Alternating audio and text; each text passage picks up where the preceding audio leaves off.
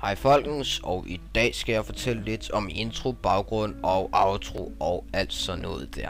Fordi der er nogen, der har spurgt mig, om jeg vil lave en intro eller baggrund eller alt sådan noget til dem. Og jeg har mægtig meget lyst. Jeg har lyst til at lave den til jer.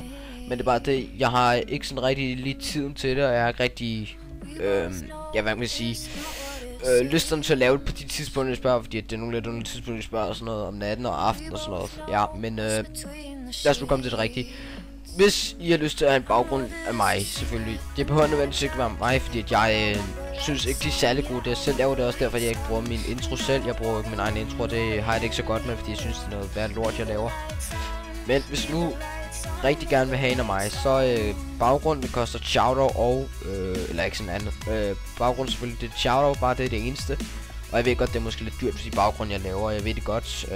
Og intro det er et shoutout, og der skal være en enkelt beskrivelse for hver gang jeg bruger den. Det står der ikke lige på billedet, men jeg håber at I forstår sådan. Og outro det er bare en enkelt beskrivelse for hver gang jeg bruger den, det er bare det. Men ja, det er sådan sikkert de ting. Jeg har også lavet logo, men det er bare gratis. Sådan, man kommer an på hvad det er. Sådan, det er lidt forskelligt, men det er jo selvfølgelig ikke hele tiden det. Jeg laver noget lyst, og I skal ikke regne med, at den kommer særlig hurtigt. Intro, den regner jeg ikke med, der kommer så mange af. De bliver heller ikke uploadet her på min kanal. Der skal I ansøge min Skype, for at kunne få fat i mine introer og sådan noget. Og der står, hvad hedder i beskrivelsen med Skype og sådan noget. Og yes, skal vi se. Baggrunden det får I også det hele. Det er ikke kun baggrund og intro. Jo, det hele det får I over med Skype. Eller hvis det jeg ikke svarer på med Skype altid, så skriv lige en privat besked på YouTube. Det vil måske også være en meget god idé både for jer og for mig. Så fordi det ikke er altid at svare på med Skype. Det er min privat Skype, som jeg deler ud her. Det synes jeg er fint nok, så ja. Det er ikke fordi det står som noget vigtigt på den eller noget som helst. Men det er i hvert fald det, det koster. Men hvis I nu selv vil lave den, det var det jeg helst ville have, I måske gjorde.